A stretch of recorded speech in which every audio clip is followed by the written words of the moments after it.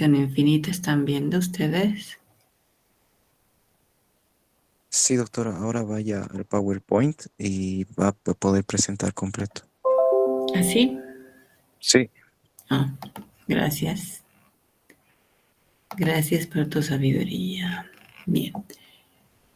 Entonces, vámonos y continuemos con nuestras imágenes.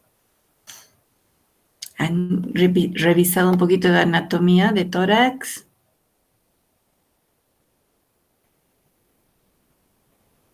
Importante revisar un poquito ya para poder ubicarnos más fácilmente en lo que tenemos que hacer hoy día. ¿Ya? Vamos a revisar patrones anormales más frecuentes en imágenes de tórax. Vamos a un poquito hablar de las ventajas, las contraindicaciones de las técnicas de estudio del tórax más utilizadas.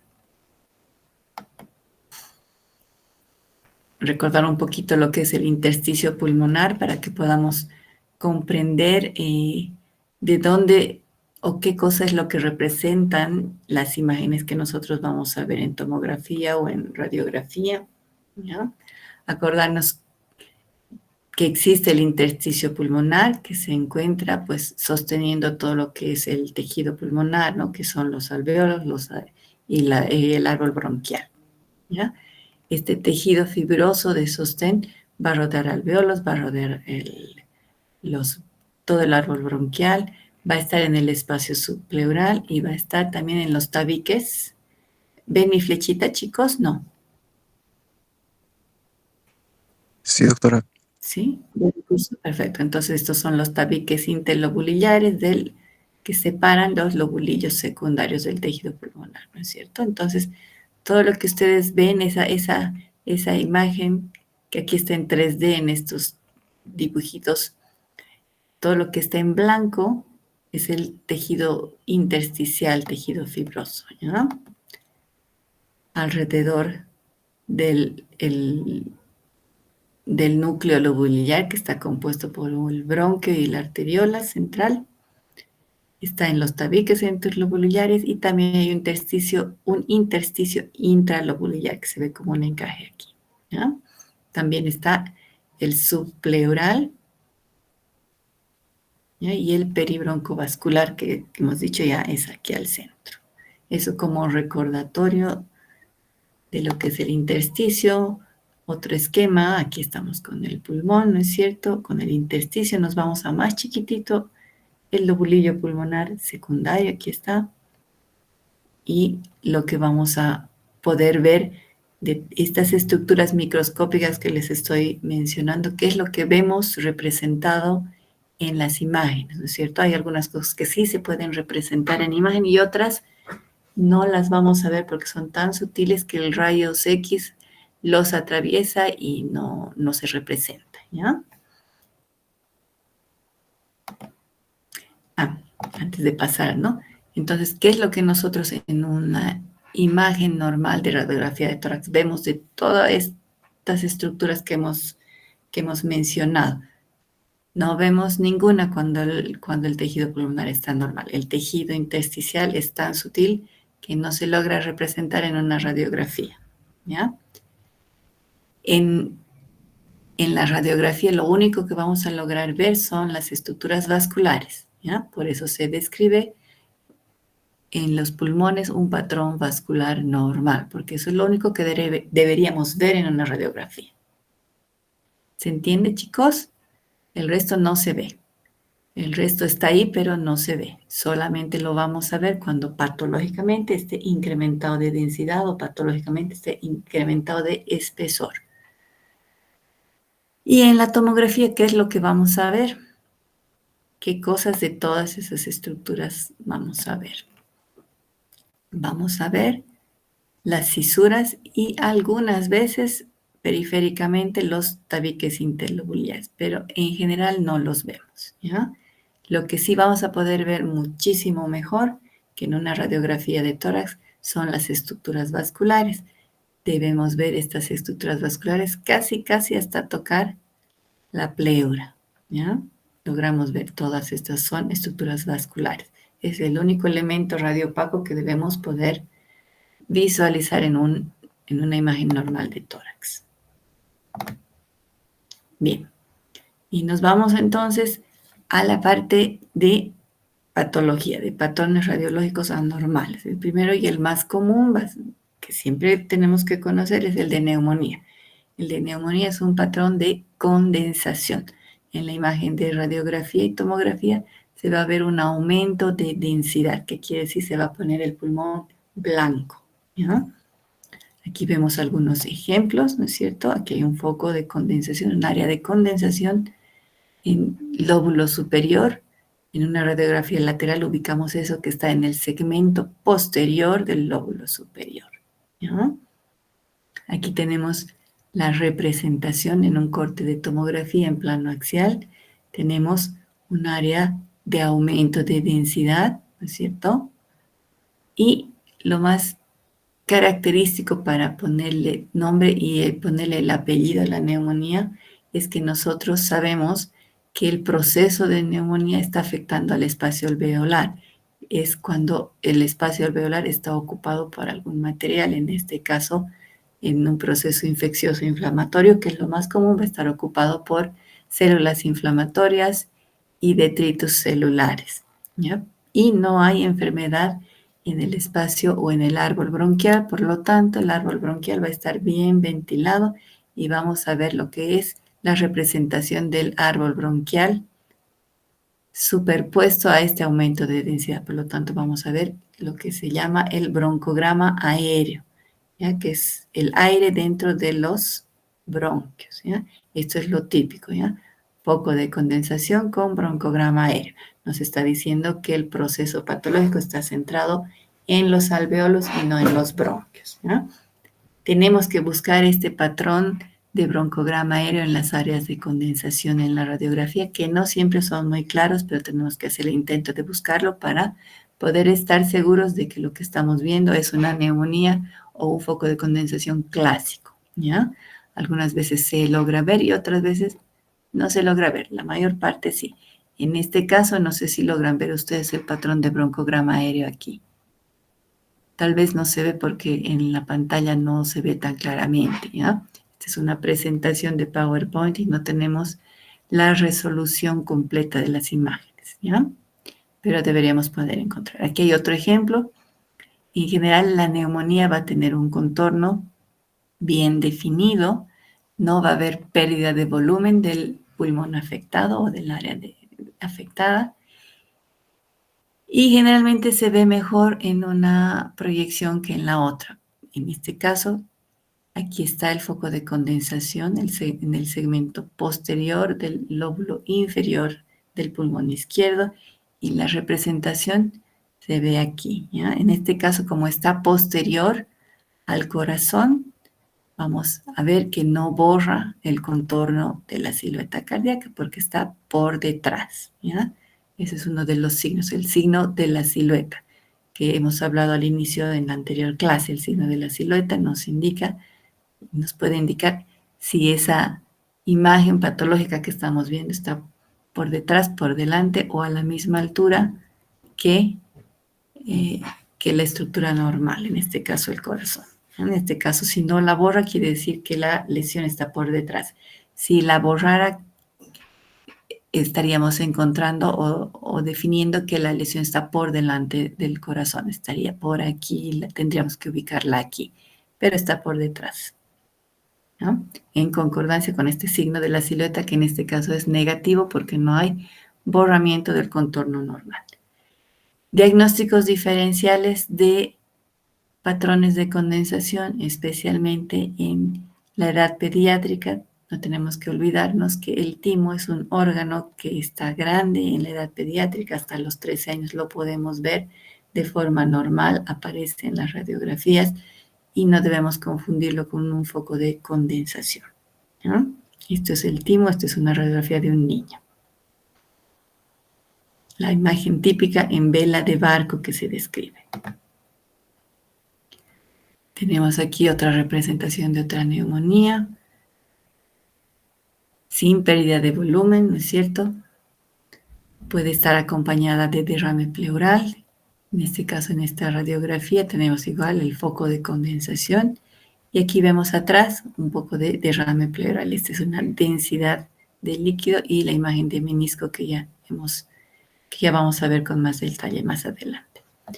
En esta la voy a agrandar.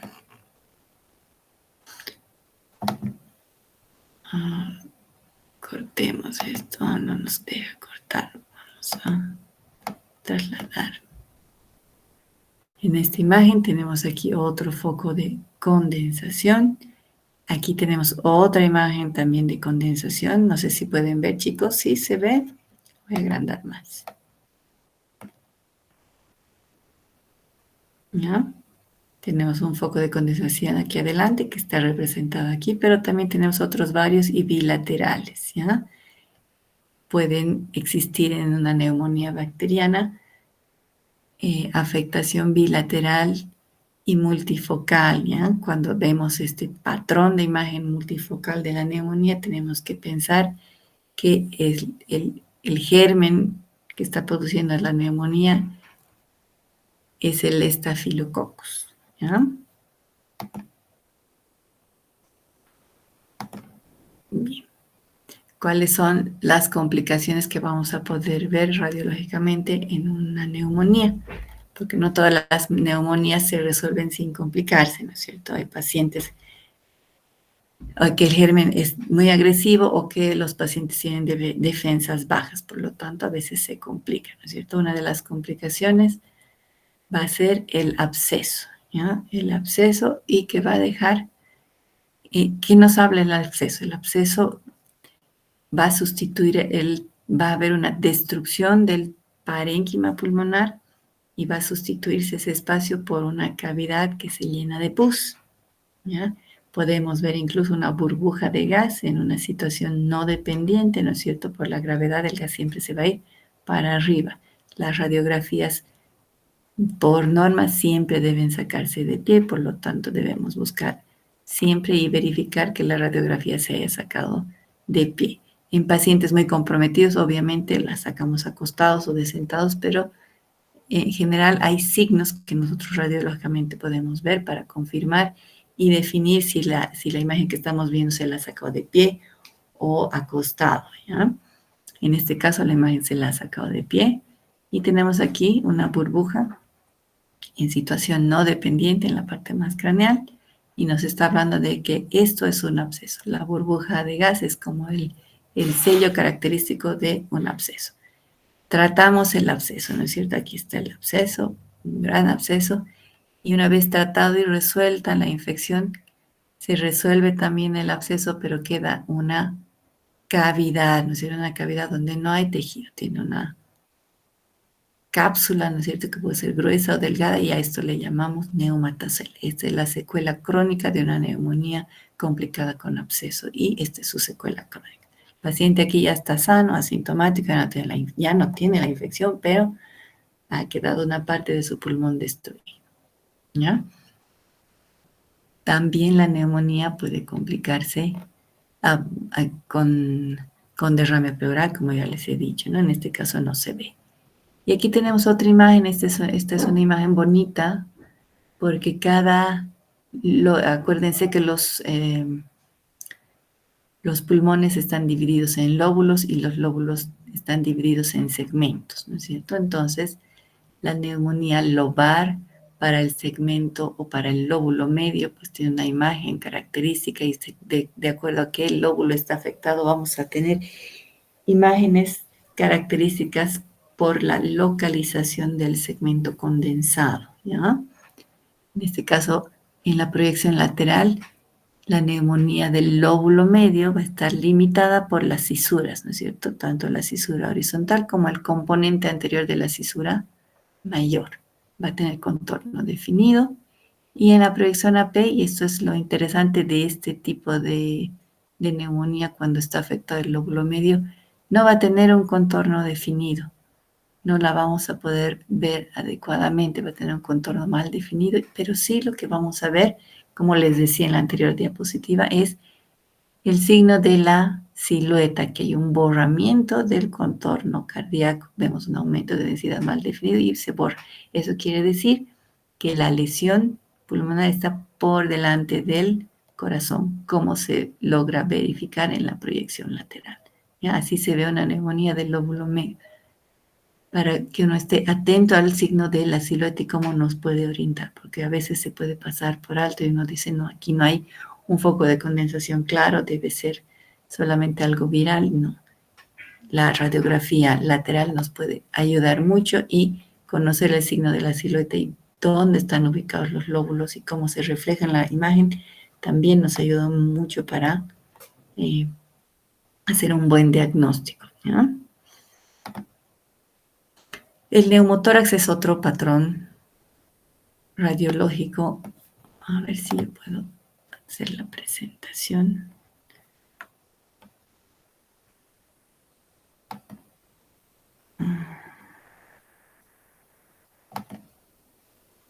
Vamos a ir.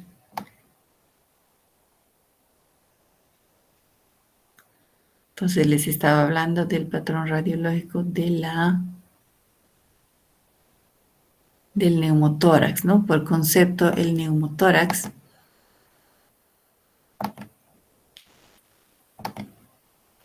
¿ven mi puntero, chicos? Ahí estamos mejor. El neumotórax es cuando entra aire dentro de la cavidad pleural. La cavidad pleural está delimitada por la pleura parietal, la pleura visceral que está rodeando o revistiendo el pulmón. Cuando existe alguna comunicación con el árbol bronquial o con el exterior, pues aquí penetra aire y se acumula aire en este espacio. En una radiografía de tórax, normalmente si la sacamos en posición de pie, el aire se va a ir hacia arriba y ¿cuál es el signo que nosotros vamos a ver? Vamos a ver ausencia de estructuras vasculares. Habíamos dicho al inicio que las estructuras vasculares son lo único que vemos en una radiografía normal de tórax. Y en el área que está ocupada por espacio aéreo, que está ubicada en situación no dependiente, no vamos a ver trama vascular. Y en algunas ocasiones, como en este caso, vamos a poder lograr definir la pleura visceral separada de la pleura parietal, ¿ya? En una tomografía es muchísimo más fácil porque la diferencia de densidades es mucho más clara. Esta es una radiografía portátil de un bebé. En los bebés siempre las radiografías son de mala calidad. Esta no es la excepción. Y vamos a ver cómo aquí se observa un neumotórax que está rodeando todo el pulmón, que está parcialmente colapsado, y aquí vemos un neumotórax completo. No hay trama vascular, no hay densidad pulmonar. El neumotórax es importante tener en cuenta que un neumotórax de volumen escaso no va a producir ninguna dificultad respiratoria, se puede reabsorber con tratamiento médico nada más. Sin embargo, un neumotórax de gran tamaño puede que no se resuelva por sí solo y va a haber que intervenir con un tubo de drenaje, ¿no es cierto? Y muchas veces puede estar a tensión y seguir acumulándose el aire, colapsar el pulmón e incluso existir desplazamiento del mediastino hacia el lado contralateral a donde está produciéndose el proceso patológico, ¿ya? El neumotórax, atención, es una emergencia médica que hay que intervenirla, ¿ya? Porque si no, el corazón va a dejar de latir por la presión que hay del pulmón. Bien. Aquí tenemos otra imagen, otro niñito en pediatría. Este es un niñito que está grave, tiene un tubo endotraqueal, tiene varios tubos, varias intervenciones, ¿no es cierto? Su neumotórax, el pulmón parcialmente colapsado, como se ve en la imagen en una tomografía en el corte apical. En plano axial más o menos estamos pasando por este plano de corte en la imagen y vemos aquí el neumotórax y vemos aquí la probable causa de este neumotórax. Aquí tenemos una pequeña bula subpleural, a veces estas pequeñas bulas tienen una pared muy delgadita y como están cerca de la pleura se rompen y inician el neumotórax. El derrame pleural, otro de los patrones radiológicos más frecuentes que tenemos que reconocer, acumulación no de aire, sino de líquido dentro de la cavidad pleural. Puede ser pequeñito, un derrame pleural de 100 cc en una radiografía de tórax PA de pie no lo vamos a poder detectar. Por encima de los 150 cc a 200 cc, recién la radiografía nos puede reflejar una obliteración de los recesos costofrénicos por material radiopaco, ¿ya?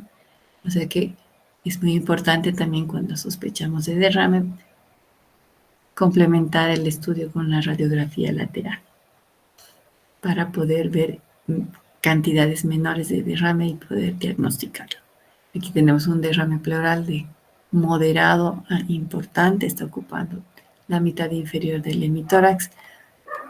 Cuando tenemos esta imagen así, no sabemos si aquí hay pulmón condensado, pulmón sano, si hay una masa tumoral.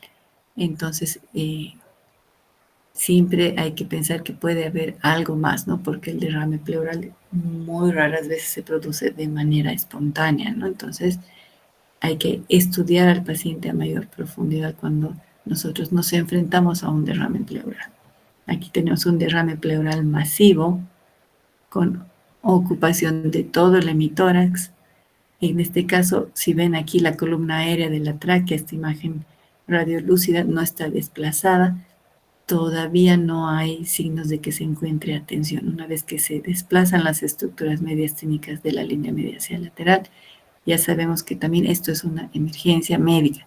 Tenemos que drenar de manera urgente y vaciar el pulmón porque si no va a haber un colapso del corazón. Más imágenes de derrame pleural muy importante. En en tomografía el derrame puede tener un nivel líquido así completamente horizontal cuando se combina con un neumotórax, a esto lo llamamos un hidroneumotórax.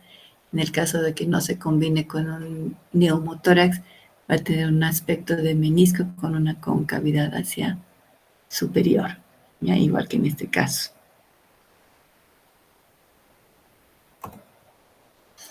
Tenemos que tener en cuenta también para analizar las imágenes que podemos muchas veces enfrentarnos con pacientes a los cuales les han hecho procedimientos invasivos y les han dejado materiales de control o de tratamiento, ¿no es cierto? Los tubos y las sondas. Y tenemos que verificar también que estén adecuadamente colocados. Muchas veces solamente nos piden un control de imagen de tórax solamente para confirmar que la colocación del tubo de intervención que hayan para tratamiento esté adecuadamente posicionado. A veces tienen alguna dificultad en colocarlo, tienen la duda si están en el lugar adecuado. Por lo tanto, nosotros tenemos que saber también cuál es la posición normal de los tubos y reconocer qué tubo de intervención es. En este caso aquí vemos este niñito, este es un tubo endotraqueal, está siguiendo la luz y la densidad de la tráquea, está en sitio de proyección de la tráquea, pero su extremo distal está muy bajo, está por debajo del nivel de la carina, ¿ya? No sé si pueden ver aquí, la carina está aquí, el bronquio del lado izquierdo sigue aquí, el bronquio del lado derecho. Entonces, este tubo, si queremos conseguir una buena ventilación de los pulmones, que ese es el objetivo de intubar a un paciente, no debe estar en un solo pulmón, porque el otro no va a estar ventilado. Y además que puede perforar y dañar el bronquio. El tubo, el extremo distal del tubo endotraqueal siempre debe estar 3 centímetros hacia craneal de la carina. ¿Ya? Entonces, nosotros también tenemos que informar la posición anormal o normal adecuada de los elementos de intervención que nosotros veamos. Este es un catéter venoso central que está ingresando por la vena subclavia izquierda y se está quedando el extremo distal en sitio de proyección de la vena cava superior. Está en buena posición, ¿ya? Ese es lo adecuado. Muchas veces vemos este extremo que ya llega al corazón, a la aurícula derecha y tenemos que informarlo, ¿ya? En este otro caso, este tubo igual es un tubo de catéter venoso central, que esto está externo y recién está ingresando por aquí, por la vena subclavia izquierda, y también está en buena posición en sitio de proyección del tercio inferior de la vena cava superior. Aquí tenemos otro tubo que está yendo desde la cabecita, no está dentro de la vía aérea y está llegando hacia el lugar de proyección de la cámara gástrica. Este es un tubo enteral. No sé si se quedará, si su extremo distal estará en la cámara gástrica o continúa hasta el duodeno, pero sí sabemos que este es un tubo enteral, ¿ya? Tenemos que ver que no estén acodados, que no estén plegados, que no estén yéndose hacia lugares patológicos. Siempre informar todo lo que veamos. Aquí hay otro tubo, este es un tubo, es una sonda gástrica, ¿no es cierto? Aquí está el extremo distal. Aquí tenemos un marcapaso externo, esto está por fuera del bebé. Tenemos su tubo endotraqueal en buena posición.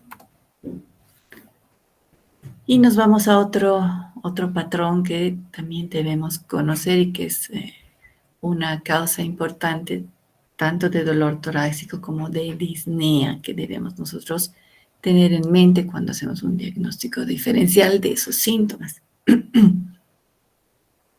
La radiografía de tórax normal, que siempre va a ser el primer estudio de enfrentamiento para el diagnóstico de una patología pulmonar o cardiológica, aunque no es la más sensible en muchas oportunidades, siempre va a ser la primera en la que nos vamos a enfrentar. ¿Qué es lo que podemos ver cuando es positiva la radiografía? Vamos a ver un ensanchamiento del mediastino, una pérdida de contornos, ¿ya?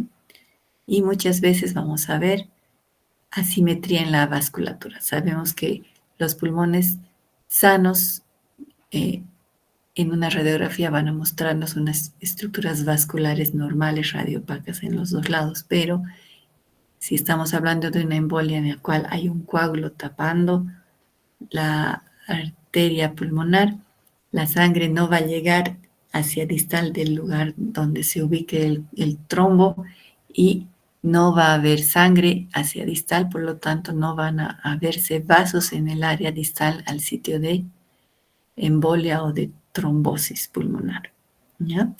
Si ven aquí vamos a ver estructuras vasculares y a este otro lado como que se ve un pulmón un poco más claro de lo que debería, especialmente haciendo comparación con el pulmón contralateral. Y la causa es que hay aquí un defecto, ¿no es cierto? Un defecto, aquí hay un trombo llenando la luz vascular y hacia distal no llega el aire. En este caso, esta es una angiografía convencional, una radiografía, una ampliación del área patológica. Se ha inyectado contraste en la arteria que está llegando, se está distribuyendo hacia este segmento, a esta arteria segmentaria, pero para el segmento superior, no pasa el contraste, ¿ya?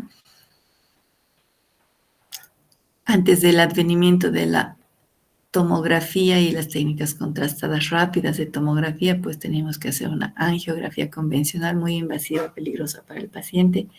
Ahora tenemos la opción de una angiotac pulmonar, que es más rápida, menos invasiva e incluso más precisa para delimitar dónde está la lesión y qué órgano y qué ramas más pequeñas están afectando. Nosotros podemos ver émbolos o trombos hasta el nivel subsegmentario, no solamente a nivel segmentario, ¿ya? En este caso, el defecto de llenamiento que está representado por el trombo se encuentra en la arteria pulmonar principal del lado derecho. No está obliterando por completo la luz, ¿ya? Y así se ve una trombosis pulmonar. Muchas veces los trombos son frágiles y van disparando émbolos a niveles subsegmentarios. Otro patrón importante es que produce sintomatología en relación a dolor torácico y disnea es el aneurisma aórtico y la disección aórtica, que es lo que vamos a ver en una radiografía simple de abdomen, que es lo primero que le pedimos a un paciente para hacer diagnósticos diferenciales.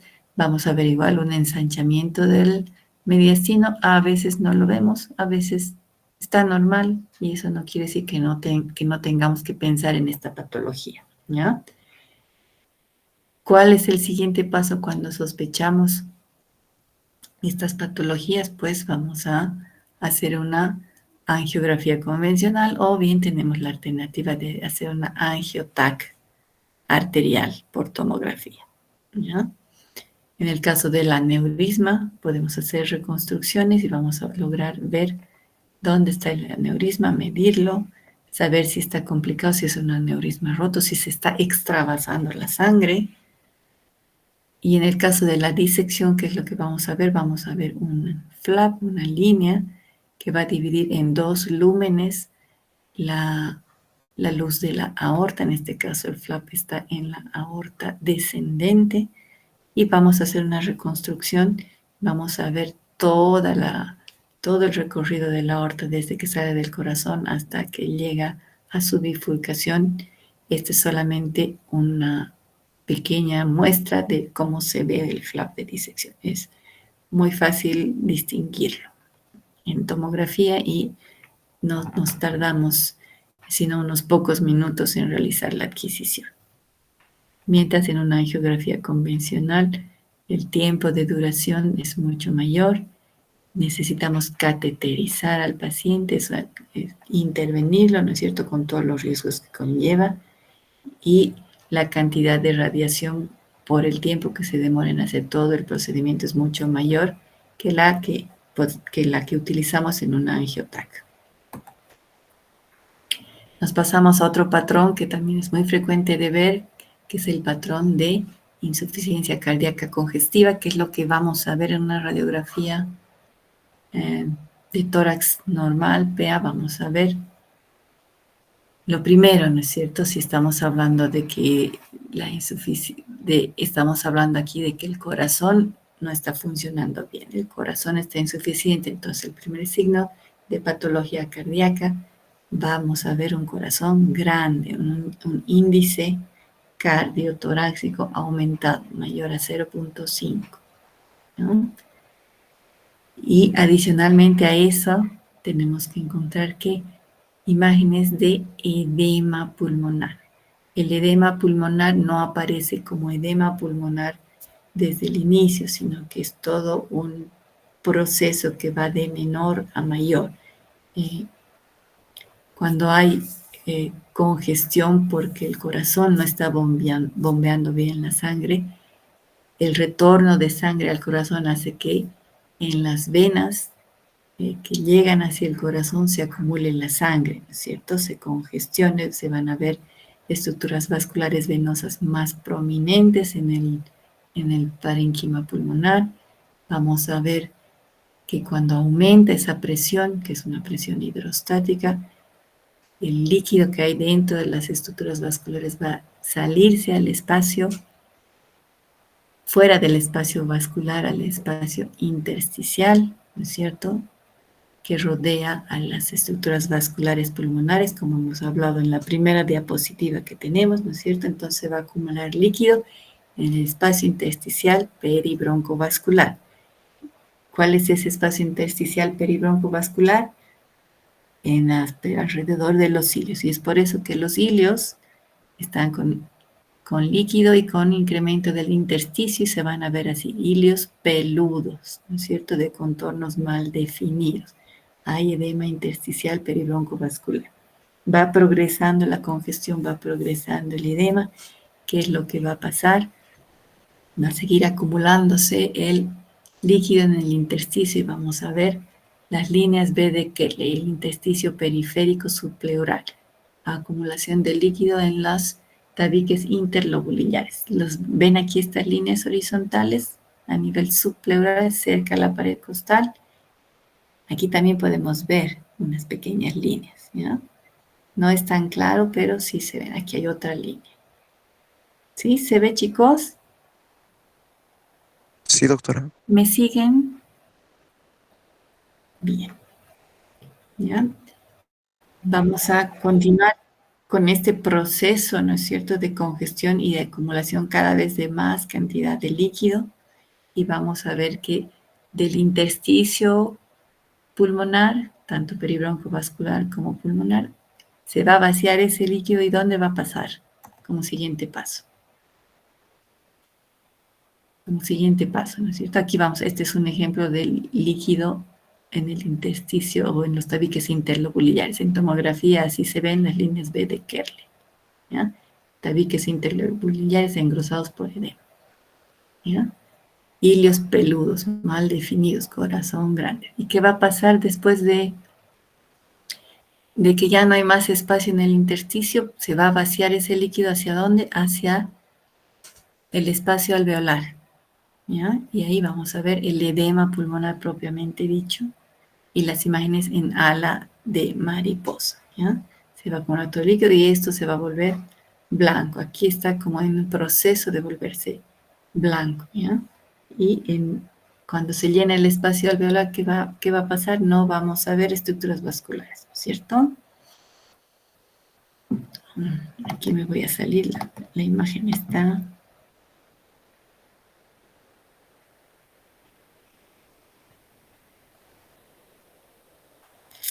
¿Dónde está lo que yo quiero mostrarles, chicos?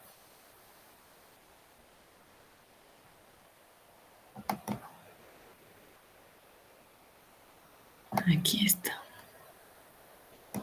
Aquí estaba escondida mi diapositiva, mi foto. Ahí la vemos, ¿no? Entonces aquí podemos ver el edema pulmonar con alas de mariposa clásicas. Va a ir al espacio también extrapleural, ¿no es cierto? Vamos a ver derrame pleural obliterando recesos costofrénicos, ¿no? Este es un edema pulmonar masivo. Bien, ahora volvamos a la modo presentación.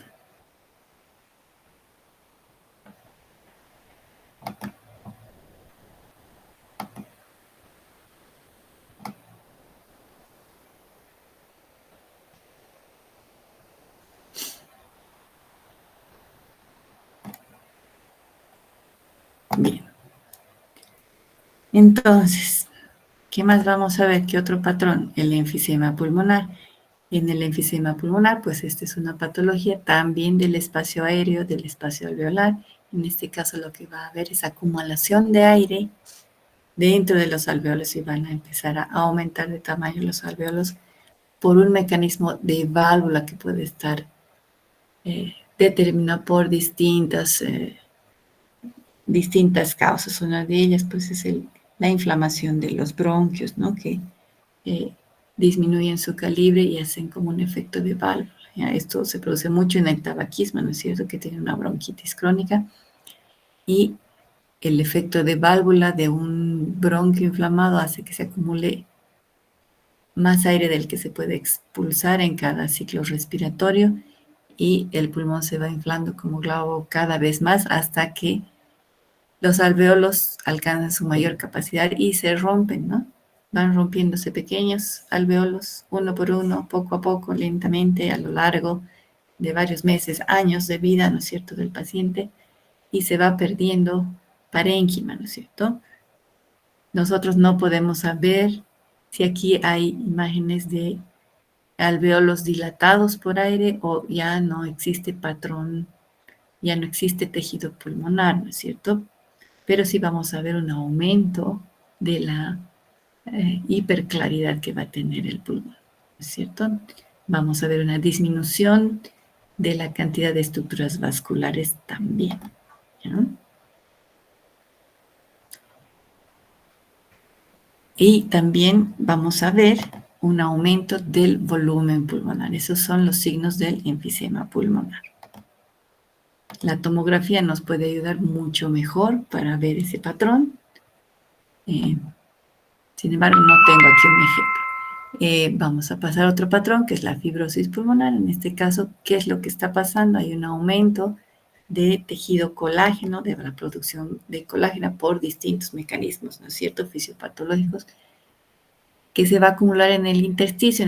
Esta vez ya no es edema, sino es fibras colágenas que se acumulan en el intersticio, en los tabiques interlobulillares, ¿no es cierto?, subpleurales predominantemente, algunas veces son los centrales, los peribroncovasculares, dependiendo qué patología de fibrosis estamos, qué tipo de fibrosis tenemos, ¿ya? Y lo que vamos a ver es que hay también destrucción de los lobulillos secundarios, destrucción del tejido pulmonar y se sustituye finalmente por tejido cicatricial y las imágenes típicas en panal de Abbe. Aquí no hay tejido pulmonar viable, solamente un espacio aéreo que no funciona para nada para el intercambio gaseoso y engrosamiento y cicatrices, ¿ya? ¿Cómo se ve en una radiografía? La radiografía va a estar el volumen pulmonar disminuido y van a haber múltiples imágenes lineales, reticulares, generalmente de predominio subpleural, ¿ya?, que rodean al pulmón. Si la fibrosis está también a nivel peribroncovascular central, vamos a ver estas imágenes también de hilios pulmonares peludos, corazón peludo, todo peludo, porque todo el pulmón en este caso, en este paciente en especial, la fibrosis está afectando a todo el parénquima pulmonar, ¿ya? Otro patrón que podemos ver son patrones de imágenes quísticas, ¿ya? Aquí vemos imágenes quísticas, ¿ya? Así se puede ver el enfisema pulmonar panacinar o también cuando hay pérdida del tejido pulmonar. Esta es la tomografía y la representación, ¿ya? El pulmón está grande, está aumentado de tamaño, de volumen. Pueden haber rupturas de estas pequeñas imágenes quísticas del enfisema, se rompen y cuando están en localización subpleural la complicación va a ser el neumotórax, ¿no es cierto? Va a haber neumotórax por ruptura de esos espacios aéreos. Y nos vamos a otro tipo de patología, la neumonía viral. La neumonía viral es un patrón radiológico que en general hasta la época del COVID no le dábamos mucha importancia, ¿no es cierto? Porque ¿quién no se resfría? Todos nos hemos resfriado en la vida y nadie nos ha tomado una radiografía hasta que vino el COVID, ¿no es cierto, chicos? Entonces, los patrones de neumonía son patrones muy sutiles. Vamos a hablar en otra clase del patrón de neumonía por COVID, que es un patrón que es bastante común al resto de las neumonías, solo que por su distribución, evolución y consecuencias, pues es diferente, ¿no es cierto? Las neumonías virales comunes y corrientes se resuelven en una semana junto con el resfrío y no hay necesidad de hacer imágenes. Sin embargo, tenemos que conocer cómo son las imágenes cuando nos enfrentemos a ellas y también tenemos que reconocer cuando nos estemos enfrentando a una neumonía que sea pues peligrosa, ¿no es cierto? Como es la del COVID o la de la influenza, perdón, no es influencia, es influenza. Cada una de ellas tiene un patrón de distribución especial. Son imágenes de densidad en vidrio esmerilado. Las vamos a poder caracterizar y medir la extensión y el compromiso pulmonar en porcentaje mucho mejor en una tomografía, ¿ya? Pero de eso no vamos a hablar ahora.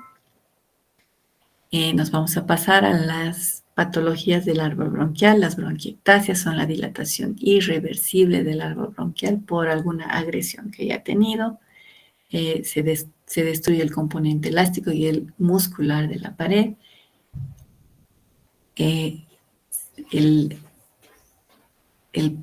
La función de drenaje que tiene el revestimiento mucoso que tienen los bronquios se destruye también, por lo tanto se acumulan secreciones en los espacios bronquiales por inflamación o por infección y esto hace que haya mayor colonización por gérmenes y por lo tanto se hace un círculo vicioso, ¿no?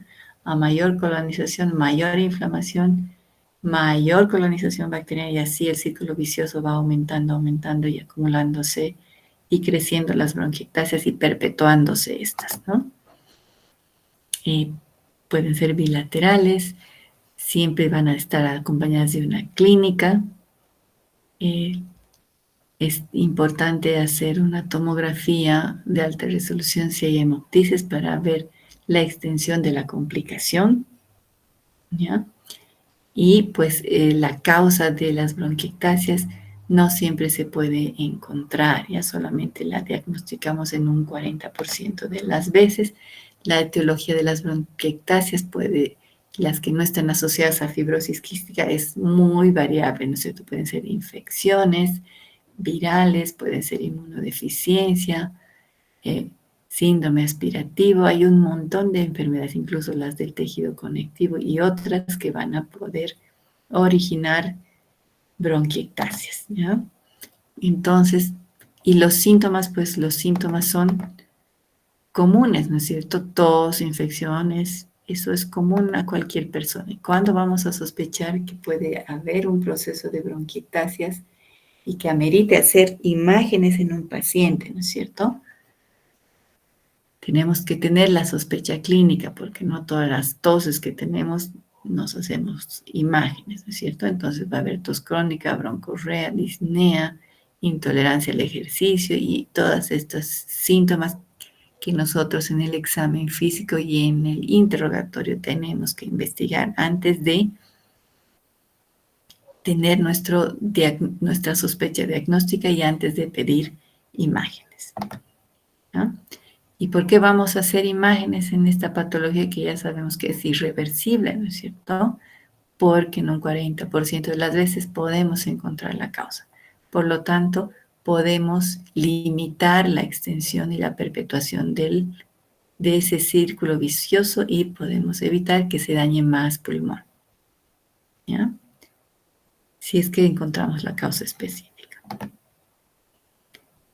En una radiografía común y corriente, una radiografía de tórax, que es el primer examen que le vamos a pedir también para este tipo de patología, la mayor parte de las veces no vemos nada, no es sensible, ¿ya? Y si no hay nada, no quiere decir que no tenga, que otro estudio podemos pedirle que nos va a demostrar el árbol bronquial con tremenda claridad. ¿Alguien me puede decir?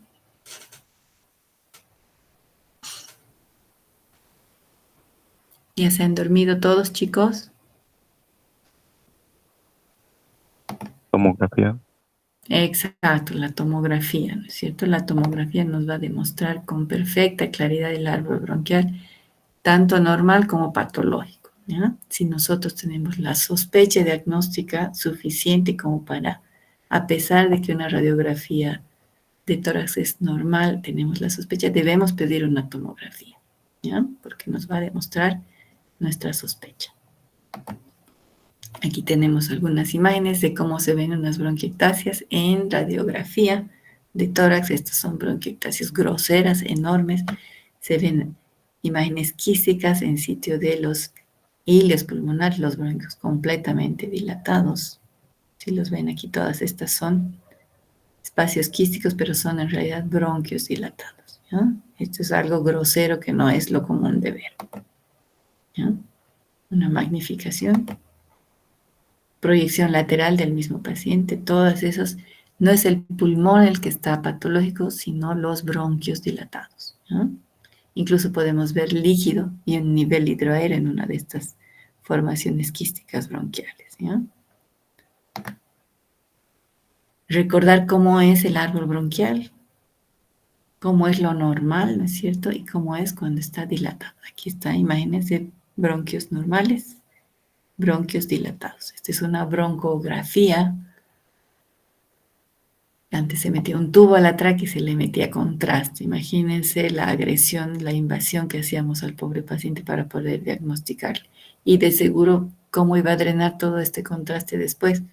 De seguro que iba a tener un altísimo riesgo de complicación con infección, ¿no es cierto? Porque un bronquio dilatado, su fisiología de drenaje de secreciones está completamente comprometida, no iba a poder drenar esto, ¿ya? Entonces ya no se hace eso, la tomografía está indicada. ¿Qué es lo que vamos a ver en una tomografía cuando tenemos bronquiectasias? distintas imágenes que son típicas y clásicas, ¿ya? La imagen en anillo de sello, aquí vemos un bronquio en corte transversal, su centro lleno de aire, pared engrosada, y aquí al lado vemos la arteria, que siempre acompaña al bronquio. Siempre tienen que ser del mismo calibre, y aquí vemos cómo el bronquio es de mayor calibre que la arteria. Esa es una bronquiectasia sutil, pero ya es una bronquiectasia. El aspecto de riel, aquí está la imagen que vemos antes, ¿no es cierto? Corte transversal. El aspecto de riel es el mismo bronquio en un corte longitudinal. Aquí está la arteria, corte longitudinal que acompaña al bronquio dilatado. Imagen de aspecto en riel. Las bronquiectasias, según la forma, se pueden clasificar de distintas formas. Sin embargo, esto es solamente una descripción de la morfología y no tiene nada que ver con la etiología, ¿ya? La única que nos puede indicar algo de etiología son las bronquiectasias por tracción, que nos están diciendo que es por fibrosis, ¿ya? Cuando hay fibrosis pulmonar, acuérdense que sé que es el espacio aéreo, los alveolos y el tejido fibroso que los rodea, el tejido de sostén que está patológico, y por lo tanto se forma cicatriz, desaparece el alveolo y tracciona a los bronquios que están vecinos, ¿ya? Y se ve un bronquio deformado. No es por patología intrínseca del mismo bronquio. ¿Ya? Aquí vemos bronquiectasias quísticas, bronquiectasias varicosas, bronquiectasias cilíndricas, ¿ya? Más bronquiectasias pueden afectar a un área nomás del pulmón o pueden afectar a todo el área. Es importante que nosotros podamos decir el porcentaje y distribución de la afectación de las bronquiectasias, porque el tratamiento final de intento curativo para estos pacientes pues es sacarle un pulmón que esté demasiado dañado por las bronquiectasias. Tenemos que decirles qué partes del pulmón van a sacar y qué partes tienen que dejar, ¿no es cierto? Para eso nosotros utilizamos la tomografía. Bien. Tenemos otros modos de estudiar también el árbol bronquial, como es la broncoscopía virtual. Podemos estudiar todo eso, sin embargo, es un estudio muy exacto y que nos va a permitir al mismo tiempo de hacer un diagnóstico de la patología, y la extensión de la patología también nos va a permitir sacar muestras, ¿no es cierto?, de tejido para confirmación histopatológica. Sin embargo, es un procedimiento invasivo, necesita anestesia y todos los riesgos que conlleva, ¿no es cierto? La broncoscopía convencional, que aquí está una foto. Y tenemos otra alternativa, ¿no es cierto? La broncoscopía virtual, que se hace también con la tomografía, ¿ya? Podemos hacer una broncoscopía virtual y valorar el árbol bronquial sin necesidad de hacer intervencionismo. Existen todas esas posibilidades. No olvidarnos que si nosotros logramos diagnosticar y encontrar la causa de una bronquiectasia, podemos nosotros tratarla y limitarla. Y tener en cuenta también que hay una excepción. Hay bronquiectasias que son reversibles, que generalmente las vamos a ver en las neumonías agudas, ¿ya? Y esas, si se trata la causa a tiempo, pues van a recuperarse y no van a dejar ninguna secuela, ¿ya? Si nosotros encontramos bronquiectasias en algún paciente, tenemos que hacer un nuevo control en 6 meses antes de decidir que esas bronquiectasias son definitivas, ¿ya?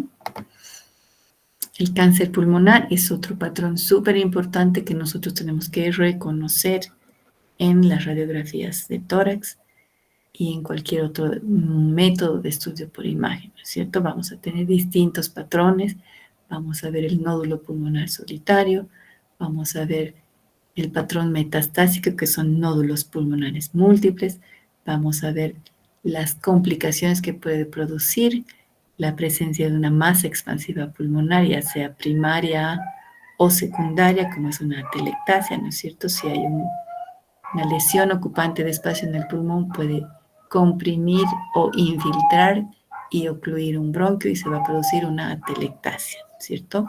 Muchas veces no vemos la lesión tumoral y solamente vemos la complicación que ha producido, que es la atelectasia. podemos ver también adenopatías asociadas y tenemos que tener en cuenta y en mente varios diagnósticos diferenciales que pueden existir, patologías que no son oncológicas que pueden verse iguales, ¿no? Por lo menos radiológicamente iguales. Entonces tenemos que tener en nuestro archivo de memoria todo el diagnóstico diferencial. Aquí tenemos un nódulo pulmonar solitario de contornos bien definidos, ¿no es cierto? Homogéneo, sin especulaciones, eso generalmente va a hablarnos de benignidad, ¿ya?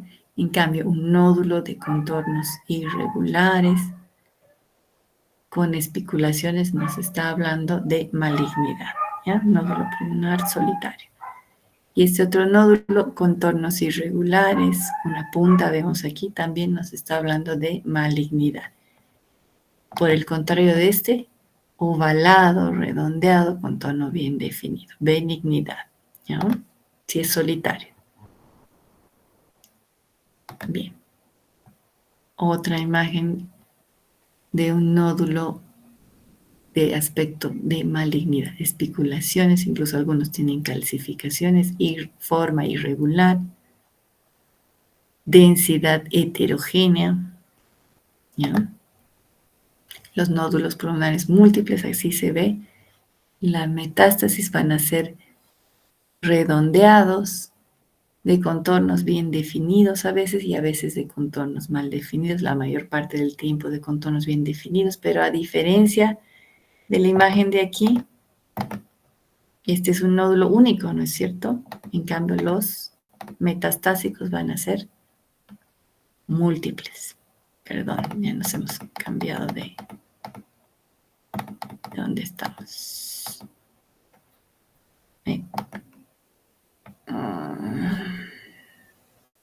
Aquí. Entonces van a ser múltiples y bilaterales, ¿ya?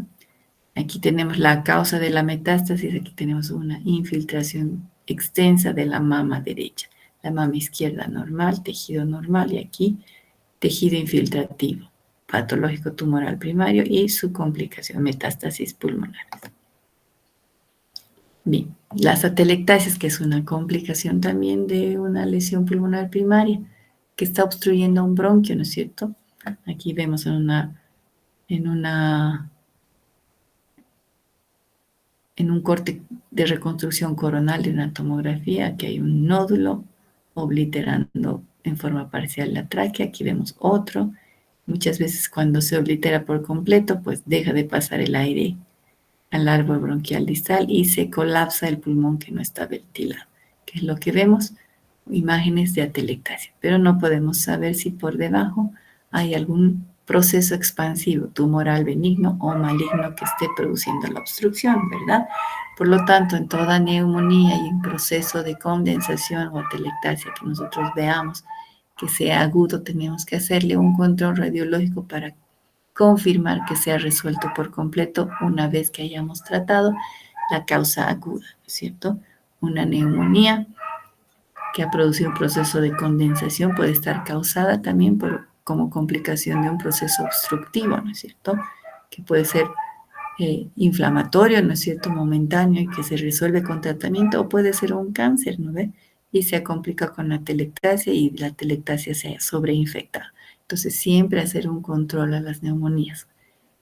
10 días, 20 días después de que ya los síntomas de neumonía se han resuelto, los síntomas agudos, hacer el control para verificar que se haya resuelto también la alteración radiológica, ¿ya? Porque si no, si es persistente una telectasia, si es persistente un foco neumónico, nos está hablando de un proceso que no es pues agudo ni infeccioso, sino que ha sido más bien una complicación nada más a un proceso subyacente expansivo. Bien. ¿Con qué más se puede complicar una lesión tumoral primaria? También con sobreinfección, con absceso y con todas las cosas que podemos ver. Por eso es importante los procesos agudos, hay que controlarlos para verificar que se resuelvan por completo. Si no se resuelven, hay que pensar mal, chicos, ¿ya? La tuberculosis, ¿Por qué vamos a hablar de tuberculosis ahora si estamos hablando de procesos oncológicos? Porque es el gran simulador. La tuberculosis simula tumores, simula cualquier enfermedad. Cuando uno no sabe qué pasa con un paciente y ve unas imágenes que uno no sabe qué es, hay que pensar siempre en tuberculosis. Es el gran simulador. Puede estar en cualquier lado, puede tener cualquier aspecto y debemos hacer un diagnóstico diferencial con este, ¿ya? ¿Por qué es importante tener en cuenta este diagnóstico? No solo porque es muy frecuente en nuestro medio, sino también porque su tratamiento y su diagnóstico implican estudios especiales, ¿no es cierto? Si no, vamos a hacer una tinción de Gram, ácido bacilo alcohol resistente, ya no me acuerdo cómo se llamaba la tinción, no vamos a poder encontrar al bacilo, ¿no es cierto? Y no vamos a tener diagnóstico y nuestro paciente va a seguir enfermo. Entonces, si nosotros pedimos el laboratorio correcto, dirigido, vamos a tener diagnóstico. Si no, no vamos a tener diagnóstico nunca. Tenemos que pensar en la enfermedad para poder diagnosticarla. Y aquí vemos esta imagen aquí, un nódulo irregular con algunas especulaciones, adenopatías de centro necrótico en el hilio derecho, y esto es tuberculosis, ¿ya? Generalmente la tuberculosis en lóbulos superiores, ¿no? Por distribución, habitualmente, pero no necesariamente es un requisito indispensable. Siempre tener en cuenta el diagnóstico diferencial. ¿Cómo se van a ver las adenopatías? Ya que hablamos de adenopatías. ¿Dónde viven las adenopatías? Las vamos a ver cuando estén aumentadas de tamaño patológicamente. Si no, en una radiografía de tórax no las vamos a ver, ¿ya? Normalmente nosotros, los ganglios viven en los hilios pulmonares, ¿no es cierto? Y nosotros en una radiografía hemos dicho que cuando está normal, solo vamos a ver estructuras vasculares, no vamos a ver los ganglios porque son pequeñitos y no se manifiestan radiológicamente. Cuando están aumentados de tamaño, van a tener aspecto redondeado, van a darle al hilio un aumento de densidad y una morfología que no es la vascular. Y estas son imágenes de adenopatías, ¿ya? Aquí vemos esta imagen que parece unas alas de mariposa. No son alas de mariposa, son adenopatías, ¿ya? Hay distintos procesos, no solamente los oncológicos, que pueden generar adenopatías. Y en tomografía así van a verse las adenopatías, ¿ya? Aumentadas de tamaño, son tejido de parte blanda, redondeado, pueden captar contraste o pueden tener centro necrótico, pueden tener calcificaciones al centro o no tenerlas, depende de la etiología del proceso por el cual han aumentado de tamaño, ¿ya?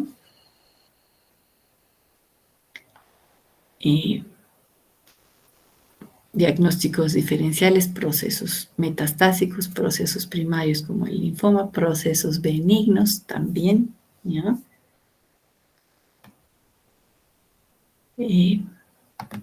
Tenemos que tener en cuenta todo eso, ¿ya? Y con eso terminamos por el día de hoy, ¿ya? La siguiente, hemos visto patrones radiológicos anormales pulmonares, y para la siguiente clase, el siguiente sábado, chicos, por favor, vamos a ver la parte de corazón, mediastino, patrones patológicos, ¿ya? Ya hemos revisado la parte de anatomía normal y nos vamos a ir a revisar patrones anormales, ¿ya? ¿Alguna pregunta, chicos?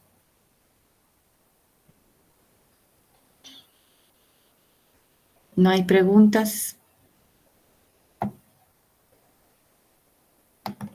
Entonces nos despedimos y nos quedamos con eso.